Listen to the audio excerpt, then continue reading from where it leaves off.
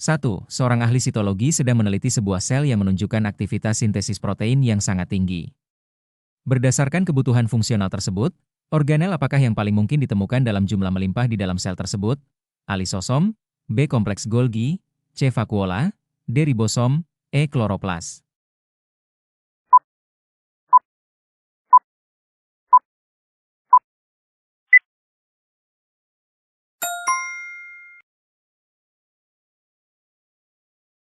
Sintesis protein adalah fungsi utama ribosom. Jika sel memiliki aktivitas sintesis yang tinggi, misalnya sel kelenjar, maka harus memiliki ribosom dalam jumlah melimpah untuk memenuhi kebutuhan tersebut. 2. Jika Anda ingin mengamati detail paling halus dari struktur virus, seperti kapsid dan asam nukleatnya, alat pengamatan manakah yang paling efektif digunakan? A. Mikroskop cahaya dengan perbesaran 1000, B. Mikroskop cahaya dengan teknik pewarnaan khusus, C. Scanning probe microscope, SPM, D. Mikroskop elektron transmisi, TEM, E. Mikroskop stereo.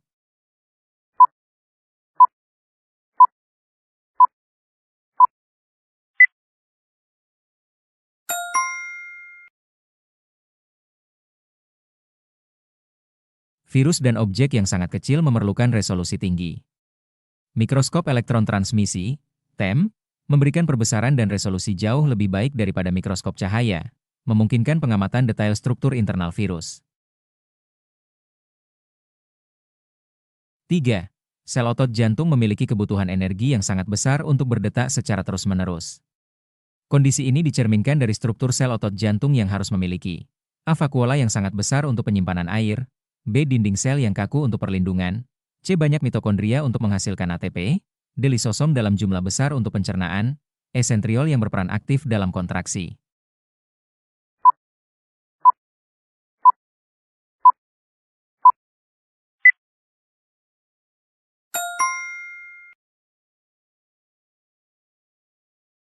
Kontraksi otot jantung memerlukan energi, ATP, yang sangat besar dan terus-menerus. Mitokondria adalah tempat utama respirasi seluler yang menghasilkan ATP, sehingga organel ini harus banyak tersedia. 4. Menurut model mosaik cair, membran plasma tidak bersifat statis. Pernyataan yang paling tepat menggambarkan konsep mosaik cair adalah A. Lapisan fosfolipid kaku, tetapi protein bergerak bebas di permukaannya. B. Protein tetap di tempatnya, sedangkan lipid dapat bergerak bebas. C. Kedua komponen lipid dan protein dapat bergerak lateral, menyamping, dan berputar. D. Air, hidrofilik, membentuk matriks, dan lipid, hidrofobik, terapung di dalamnya. E. Membran plasma hanya terdiri dari protein dan tidak memiliki lapisan lemak.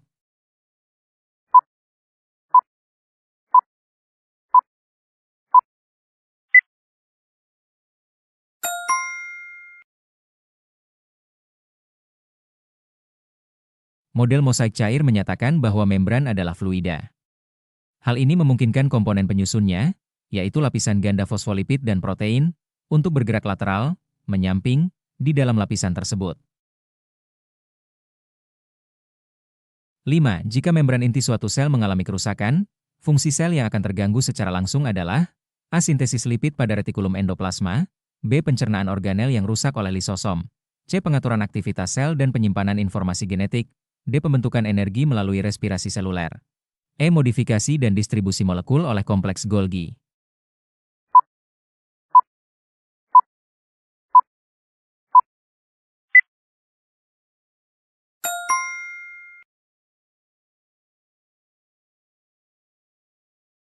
Inti sel, nukleus, dibatasi oleh membran inti dan berfungsi sebagai pusat kendali sel. Kerusakan pada membran inti akan mengganggu komunikasi dan regulasi informasi genetik yang mengatur aktivitas sel. 6. Seorang siswa mengamati preparat sel tumbuhan di bawah mikroskop cahaya dengan perbesaran maksimum yang tersedia di laboratorium sekolah. Objek yang paling sulit ia amati secara detail, karena keterbatasan resolusi mikroskop cahaya, adalah A. Inti sel, B. Membran plasma, C. Sitoplasma, D. Kloroplas, E. Ribosom.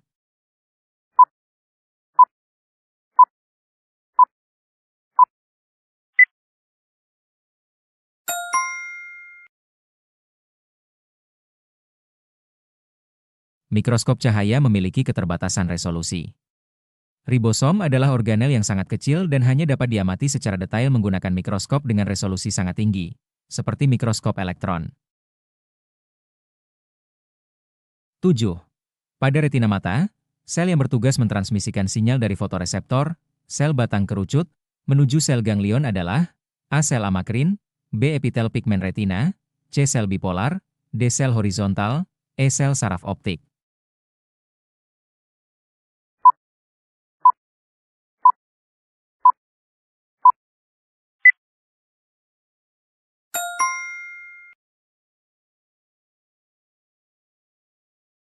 Dalam mekanisme penglihatan, fotoreseptor menangkap cahaya, kemudian sinyal tersebut akan ditransmisikan oleh sel bipolar ke sel ganglion, yang kemudian membawanya ke otak.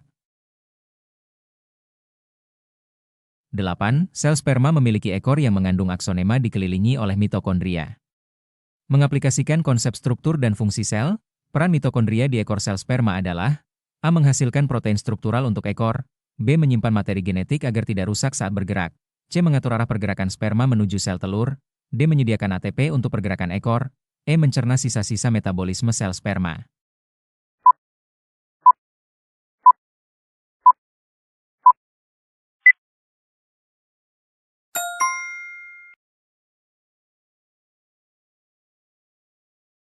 Ekor sperma berfungsi untuk pergerakan, motilitas. Mitokondria bertugas menghasilkan energi, ATP, melalui respirasi aerobik untuk menggerakkan aksonema, memungkinkan sperma mencapai sel telur. 9. Seorang dokter mencurigai adanya masalah pada sistem detoksifikasi dan sintesis lipid dalam sel pasien. Organel sel manakah yang paling mungkin terganggu fungsinya? A. Ribosom, B. Retikulum endoplasma, C. Lisosom, D. Vakuola, E. Centriole.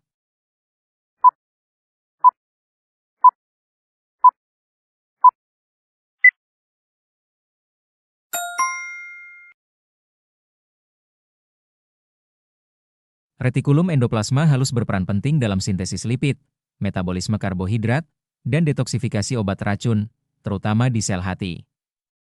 Gangguan pada fungsi ini menunjuk pada RE. 10. Organel yang berperan dalam menyimpan air, menjaga turgiditas sel, dan menampung sisa metabolisme pada sel tumbuhan adalah A. Mitokondria, B. Kloroplas, C. Vakuola, D. Sitoplasma, E. Nukleolus.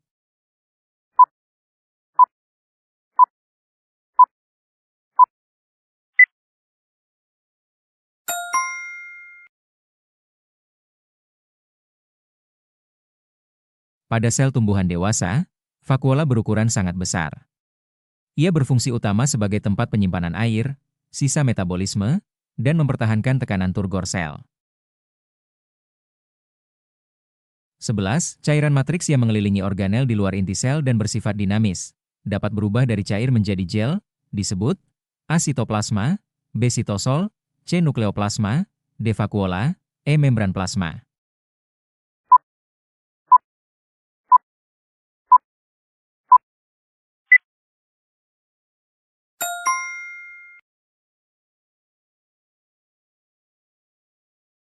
Sitoplasma terdiri dari cairan matriks yang disebut sitosol, tempat organel-organel sel tersuspensi. Sitosol memiliki sifat dinamis, sol gel, yang membedakannya dari keseluruhan sitoplasma. 12. Deteksi dini kanker seringkali melibatkan analisis sel, yang merupakan aplikasi penting dari cabang biologi yang mempelajari struktur dan fungsi sel, yaitu A. Histologi, B. Genetika, C. Sitologi, D. Patologi, E. Fisiologi.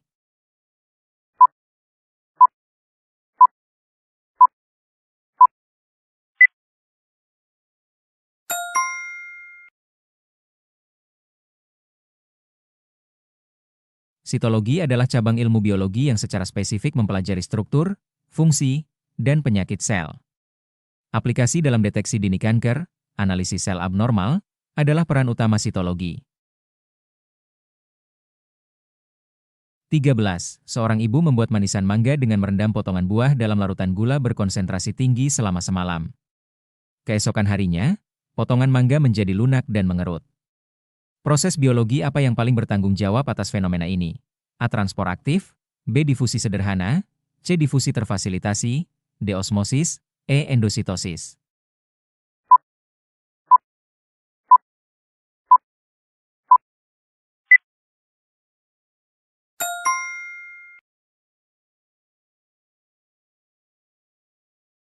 Larutan gula hipertonik, konsentrasi zat terlarut tinggi, di luar sel buah menyebabkan air di dalam sel berpindah keluar melalui membran semipermeabel, mengakibatkan sel mengerut, plasmolisis pengerutan.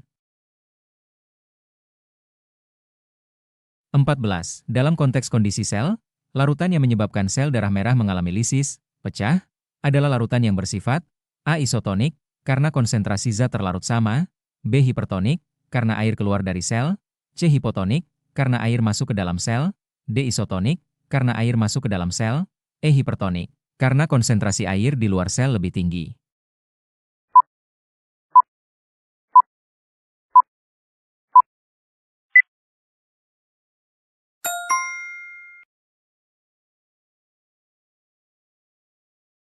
Lisis pada sel hewan terjadi ketika sel membengkak dan pecah. Ini terjadi di lingkungan hipotonik, konsentrasi zat terlarut rendah, menyebabkan air masuk ke dalam sel secara berlebihan. 15. Pergerakan gas O2 dari alveolus paru-paru ke dalam pembuluh darah terjadi secara langsung melalui membran sel.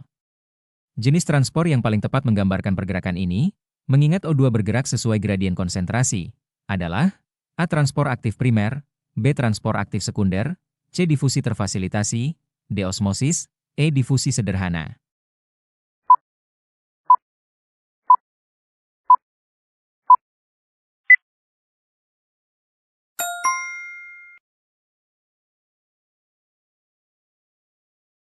O2 dan CO2 adalah molekul nonpolar kecil yang dapat langsung melewati lapisan fosfolipid tanpa protein transporter, bergerak sesuai gradien konsentrasi, tinggi ke rendah.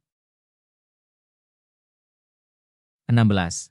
Glukosa adalah molekul polar yang relatif besar dan tidak dapat menembus lapisan fosfolipid membran plasma secara langsung dengan mudah, tetapi ia harus masuk ke dalam sel dengan cepat. Mekanisme transport yang memfasilitasi pergerakan glukosa ke dalam sel dengan bantuan transporter protein namun tanpa menggunakan ATP adalah A. Transport aktif, B. Pompa natrium kalium, C. Osmosis, D. Difusi terfasilitasi, E. Difusi sederhana.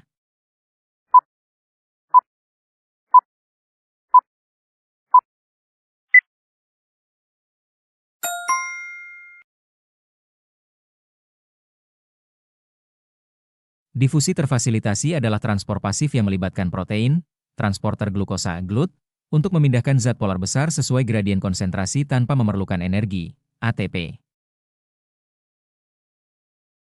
17. Pompa natrium atau kalium di sel saraf memiliki peran krusial dalam menjaga impuls listrik.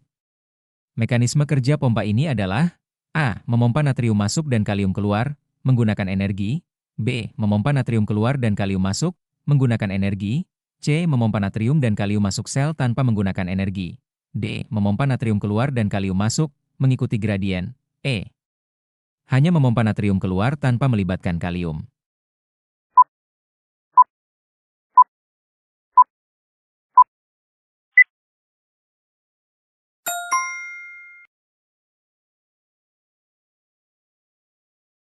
Pompa natrium kalium adalah transport aktif yang melawan gradien. Ia menggunakan ATP untuk mengeluarkan 3 natrium plus dari rendah ke tinggi dan memasukkan 2 kalium plus dari rendah ke tinggi. 18. Mengapa transport ion mineral seperti nitrat NO3 masuk ke dalam sel akar tanaman seringkali dikategorikan sebagai transport aktif? A. Ion NO3 bergerak dari konsentrasi tinggi di tanah ke konsentrasi rendah di dalam sel. B. Transport ini didukung oleh protein kanal yang tidak memerlukan energi. C. Transport ini terjadi melawan gradien konsentrasi dan memerlukan ATP. D. Ion NO3 dapat berdifusi bebas melintasi membran sel. E. Ion NO3 hanya berpindah saat terjadi osmosis.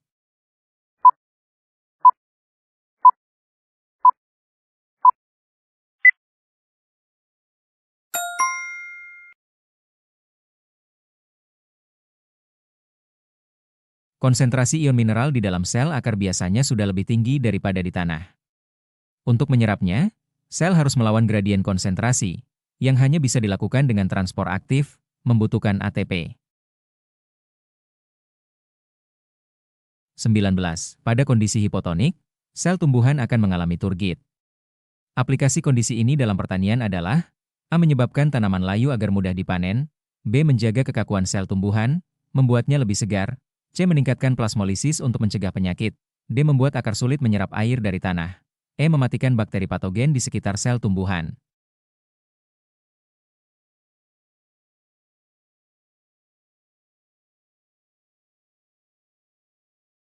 Turgiditas adalah keadaan sel yang kaku akibat air penuh. Menciptakan lingkungan hipotonik membantu sel tumbuhan mempertahankan turgornya, yang membuat tanaman berdiri tegak dan segar. 20.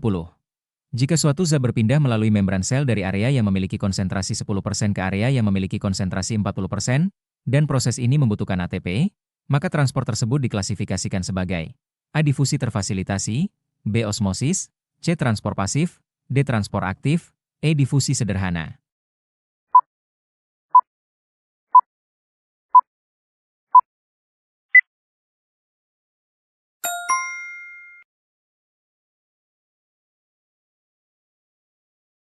Pergerakan dari konsentrasi rendah, 10%, ke tinggi, 40%, adalah pergerakan melawan gradien. Proses yang melawan gradien dan memerlukan energi, ATP, adalah transport aktif. 21. Dalam proses farmakokinetik, penyerapan obat-obatan dan antibiotik tertentu seringkali dibantu oleh protein transport yang sama seperti yang digunakan dalam mekanisme sel normal, dan prosesnya melawan gradien. Hal ini mengindikasikan bahwa obat tersebut diserap melalui A. Difusi sederhana, B. Osmosis terbalik, C. Difusi terfasilitasi, D. Transport aktif, E. Endositosis.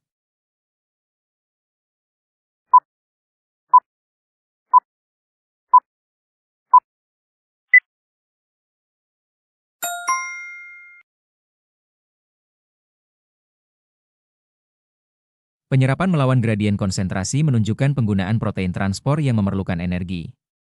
Ini adalah ciri khas mekanisme transport aktif yang sangat penting untuk penyerapan obat. 22.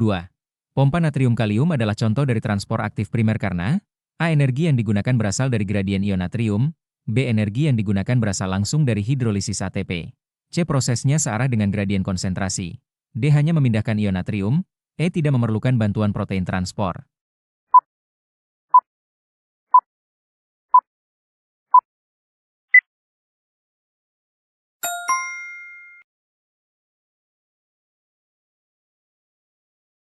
Transport aktif primer adalah proses yang mendapatkan energi secara langsung dari hidrolisis ATP untuk memompa zat melawan gradien konsentrasi, seperti yang terjadi pada pompa natrium kalium. 23. Osmosis terbalik adalah teknologi yang digunakan untuk mengubah air laut menjadi air minum. Prinsip utama yang diaplikasikan dalam osmosis terbalik adalah A. Menerapkan tekanan yang lebih rendah dari tekanan osmosis alami. B. Memungkinkan air bergerak dari konsentrasi hipertonik ke hipotonik melawan gradien tekanan. C. Membiarkan air bergerak secara alami dari larutan hipotonik ke hipertonik. D. Menggunakan membran semipermeabel untuk menahan semua zat terlarut saat air bergerak. E. Memungkinkan zat terlarut yang bergerak, sementara air tetap diam.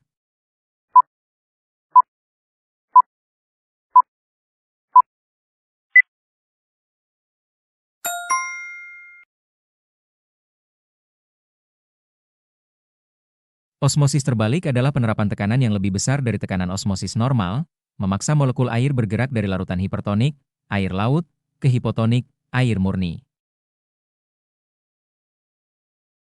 24. Sebuah sel tumbuhan diletakkan dalam larutan garam 5%, hipertonik. Perubahan yang akan terjadi pada sel adalah A. Sel menjadi turgid karena air masuk, B. Sel mengalami lisis karena membran plasma pecah, C. Sitoplasma dan membran plasma mengerut menjauhi dinding sel, plasmolisis, D. Tidak terjadi perubahan karena kondisinya isotonik, E. Air akan keluar dari sel, tetapi sel tidak mengerut.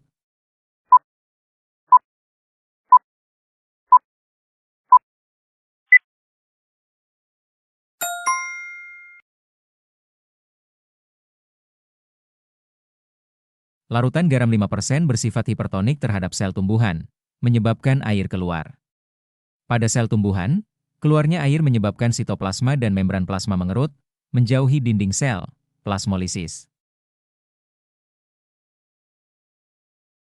25. Jaringan yang berfungsi sebagai lapisan sel terluar yang menutupi permukaan organ tumbuhan dan mengalami spesialisasi yang berbeda, misalnya menjadi stomata, disebut A. Parenkim, B. Kolenkim, C. Epidermis, D. Sklerenkim, E. Meristem.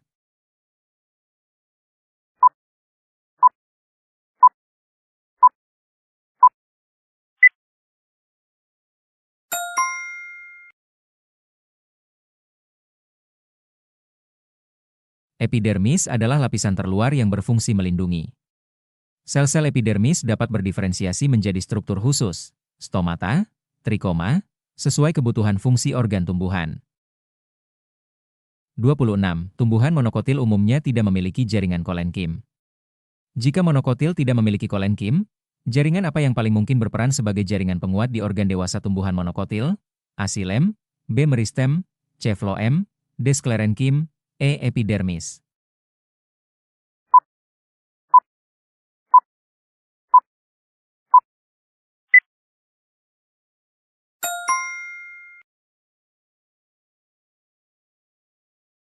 Kolenkim adalah jaringan penguat pada organ muda, sedangkan sklerenkim berfungsi sebagai penguat pada bagian tumbuhan yang telah dewasa, mengalami lignifikasi, seperti pada monokotil dewasa. 27. Jika bagian tumbuhan mengalami kerusakan akibat serangan hama, jaringan manakah yang memiliki kemampuan untuk membelah diri kembali, bersifat meristematik, dan penting untuk memperbaiki bagian yang rusak tersebut?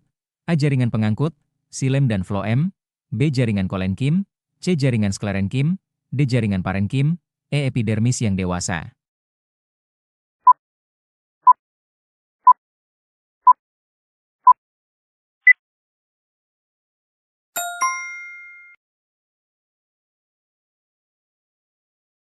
Jaringan parenkim terdiri dari sel-sel yang tidak terspesialisasi penuh dan masih dapat berubah menjadi sel meristem, membelah, menjadikannya penting dalam perbaikan atau regenerasi organ yang rusak. 28. Jaringan parenkim pada tumbuhan air dapat mengalami modifikasi menjadi jaringan aerenkim. Aplikasi dari modifikasi ini bagi tumbuhan air adalah untuk A. Meningkatkan fotosintesis dengan menyerap lebih banyak cahaya, B. Menyimpan cadangan makanan dalam jumlah besar, C. Menyimpan udara sehingga tumbuhan dapat mengapung, D. Memperkuat struktur batang agar tidak mudah patah, E. Mempercepat transport air dari akar ke daun.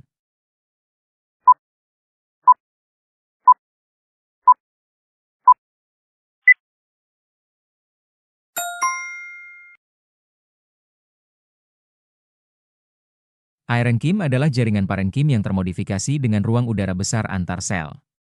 Modifikasi ini bertujuan untuk menyimpan udara, membantu aerasi, dan memberikan daya apung pada tumbuhan air. 29. Seorang peneliti memotong melintang akar dua jenis tumbuhan, A dan B. Tumbuhan A menunjukkan pola jaringan pengangkut, berkas vaskuler, yang tersebar tidak teratur, sedangkan tumbuhan B menunjukkan pola berkas vaskuler tersusun melingkar dengan kambium. Berdasarkan pengamatan ini, manakah kesimpulan yang paling tepat? AA adalah tumbuhan dikotil, dan B adalah tumbuhan monokotil. BA dan B adalah tumbuhan monokotil. CA adalah tumbuhan monokotil, dan B adalah tumbuhan dikotil. D keduanya adalah tumbuhan dikotil. E pengamatan yang dilakukan adalah pada daun, bukan akar.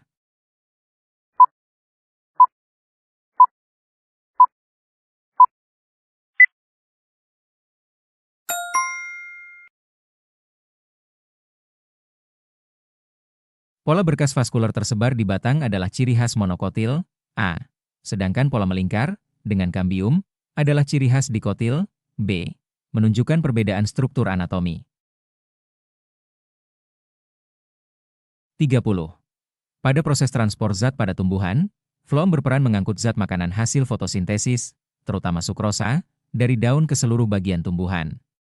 Untuk menjalankan fungsi ini, sel-sel penyusun phloem harus memiliki kondisi A. Sel-sel mati yang berfungsi sebagai pipa kosong. B. Sel-sel hidup yang dilengkapi dengan sentriol. C. Sel-sel hidup yang mampu berkomunikasi. D. Sel-sel mati yang memiliki dinding sel tebal. E. Sel-sel mati yang mengalami lignifikasi.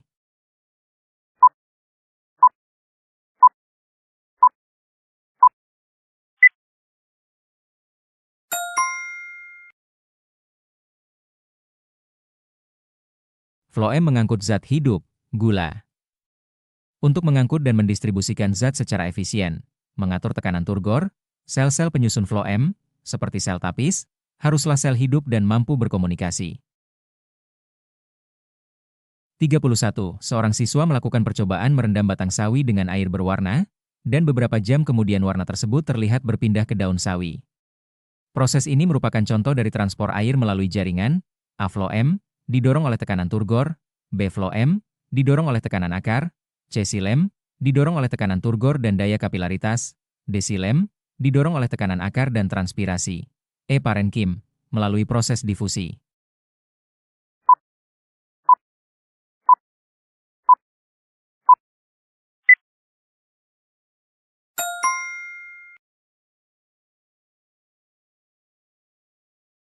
Air diangkut melalui xilem. Proses ini didorong oleh tekanan akar, menyerap air ke atas, dan terutama oleh daya tarik transpirasi, penguapan air di daun, yang menarik kolom air ke atas. 32. Generasi tumbuhan yang bersifat diploid, 2N, dan menghasilkan spora disebut A. Gametofit, B. Sporangium, C. Zigot, D. Sporofit, E. Gamet.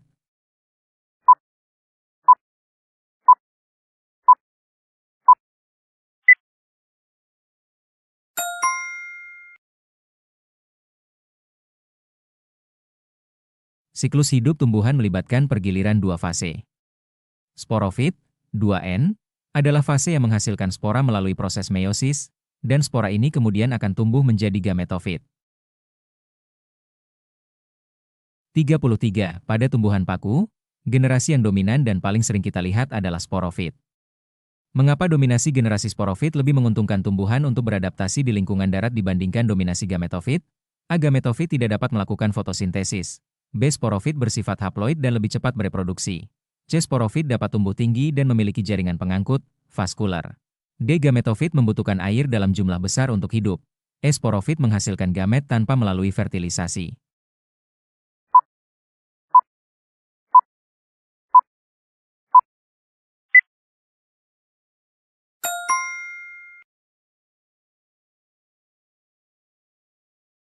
Sporofit pada paku dan tumbuhan vaskuler adalah generasi yang memiliki jaringan pengangkut, xilem phloem, dan dapat tumbuh tinggi, memungkinkannya beradaptasi lebih baik di lingkungan darat yang kering. 34. Lebah yang hinggap pada bunga untuk mendapatkan nektar secara tidak sengaja membawa serbuk sari. Interaksi ini menguntungkan bunga karena lebah membantu proses A. Penyerapan nutrisi, B. Fotosintesis, C. Penyerbukan, D. Transportasi air, E. Detoksifikasi.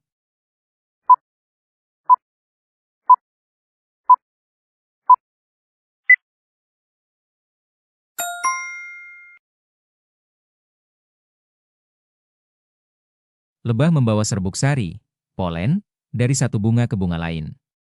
Serbuk sari mengandung gamet jantan. Proses transfer polen ini, yang penting untuk fertilisasi, disebut penyerbukan. 35. Pada Gymnospermae, seperti pinus, proses reproduksi seksual melibatkan struktur yang bernama strobilus. Fungsi strobilus jantan adalah untuk menghasilkan A. Embrio, B. Biji, C. Sel ovum, D. Sporofit dewasa, E. Sel polen.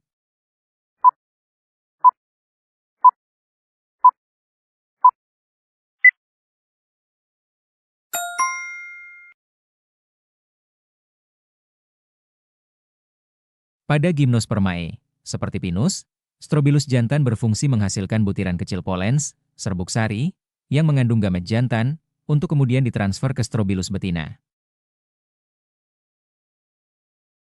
Pilihlah semua jawaban yang benar, dapat lebih dari satu opsi. 36.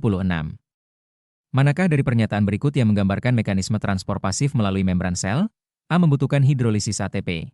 B. Pergerakan zat terjadi searah gradien konsentrasi, dari tinggi ke rendah. C. Contohnya adalah masuknya ion nitrat ke dalam sel akar. D. Termasuk di dalamnya adalah osmosis dan difusi sederhana. E. Pergerakan glukosa melalui protein transporter tanpa energi adalah salah satu contohnya.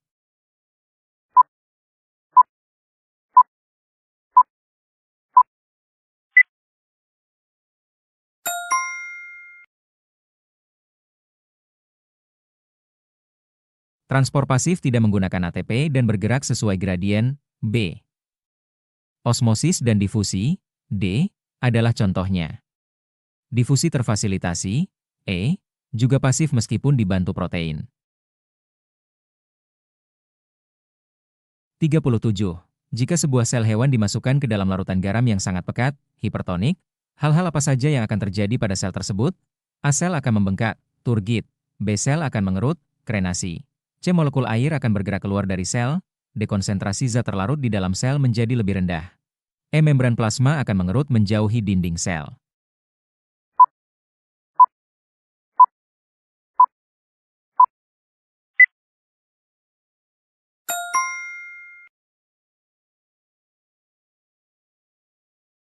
Lingkungan hipertonik berarti konsentrasi zat terlarut luar lebih tinggi.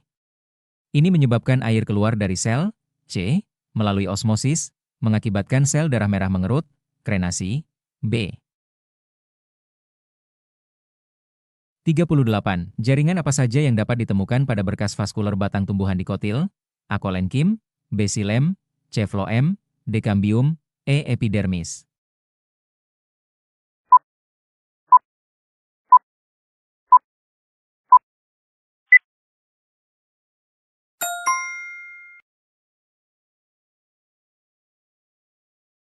Berkas vaskuler adalah xilem, B, dan phloem, C.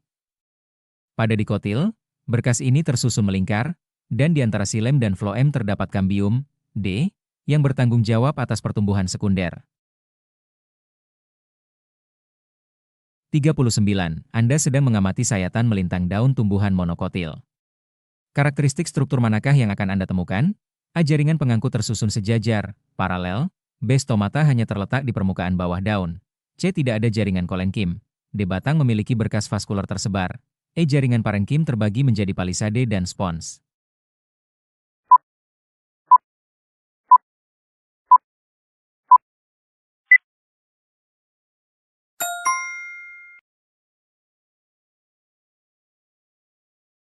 Monokotil dicirikan oleh berkas vaskuler yang tersebar, D, dan urat daun sejajar, A. Mereka umumnya tidak memiliki kolenkim, C. Jaringan palisade spons yang jelas adalah ciri daun dikotil. 40. Manakah dari pernyataan berikut yang merupakan ciri-ciri dari fase gametofit pada siklus hidup tumbuhan? A. Bersifat diploid, 2N. B. Merupakan generasi dominan pada tumbuhan lumut. C. Menghasilkan spora. D. Bersifat haploid, N. E. Menghasilkan gamet, sel telur atau sperma, melalui mitosis.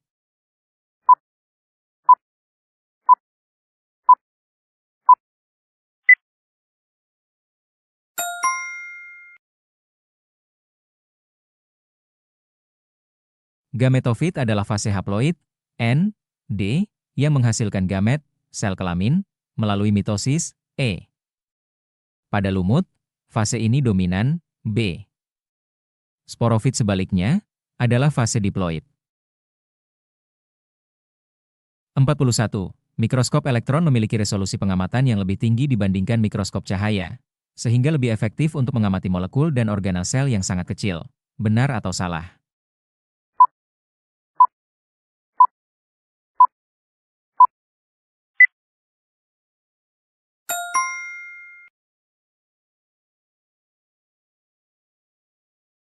Mikroskop elektron, TEM-SEM, menggunakan berkas elektron, memberikan resolusi hingga jutaan kali, jauh lebih tinggi daripada mikroskop cahaya. Sangat penting untuk mengamati organel subseluler. 42. Dalam kasus plasmolisis pada sel tumbuhan, saat berada di lingkungan hipertonik, air akan berpindah dari lingkungan luar sel, larutan, menuju sitoplasma sel. Benar atau salah?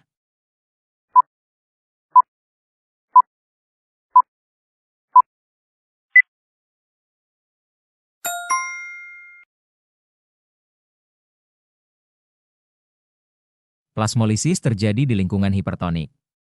Air berpindah dari konsentrasi air yang lebih tinggi di dalam sel, sitoplasma, ke konsentrasi air yang lebih rendah di lingkungan luar, larutan garam. 43.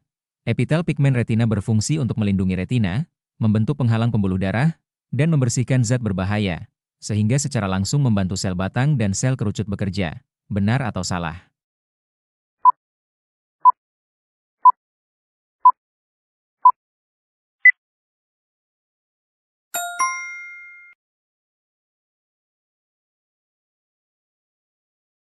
Epitel pigmen retina memiliki fungsi dukungan vital, melindungi, mengatur nutrisi, dan membersihkan sisa metabolik yang berbahaya, menciptakan lingkungan optimal bagi sel fotoreseptor.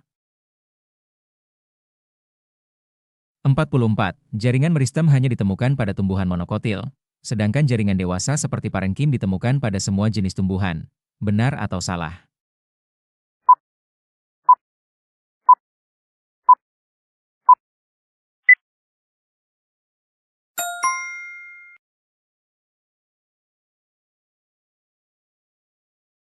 Jaringan meristem, sel muda yang membelah, ditemukan pada semua tumbuhan, monokotil maupun dikotil, di titik pertumbuhan, ujung akar dan batang, serta di kambium. 45. Generasi gametofit adalah fase dominan pada tumbuhan lumut, yang berarti tumbuhan lumut yang sering kita lihat dalam bentuk karpet hijau merupakan gametofit. Benar atau salah?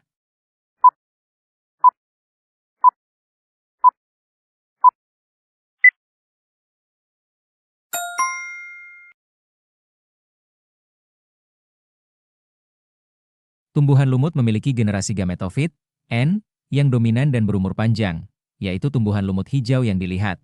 Sedangkan sporofit, 2N, hanya merupakan struktur kecil yang bergantung pada gametofit. Jodohkan konsep di kolom kiri dengan deskripsi atau aplikasi yang paling tepat di kolom kanan.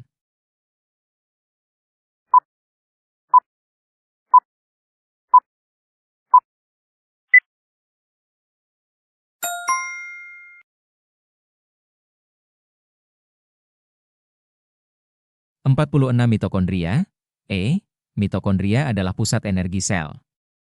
Lipatan kristanya meningkatkan area permukaan untuk respirasi aerobik, yang sangat dibutuhkan oleh sel dengan metabolisme tinggi, seperti otot jantung. 47 sitologi. Sitologi adalah studi tentang sel. Aplikasinya yang paling umum dan berdampak adalah dalam menganalisis sel abnormal, seperti pada deteksi dini kondisi patologi seperti kanker. 48 membran plasma. Membran plasma dijelaskan oleh model mosaik cair, yang strukturnya tersusun oleh lapisan ganda fosfolipid dan protein yang tersemat di dalamnya, membentuk batas semi-permeable sel. 49. Pompa natrium kalium. Pompa NaCa adalah contoh khas transport aktif yang melawan gradien. Dengan rasio spesifik 3 natrium keluar dan 2 kalium masuk, menggunakan energi ATP. 50 Phloem. Phloem adalah jaringan pengangkut yang terdiri dari sel hidup. Fungsi aplikasinya adalah mendistribusikan produk fotosintesis, gula atau sukrosa, dari organ sumber, daun, ke organ penampung.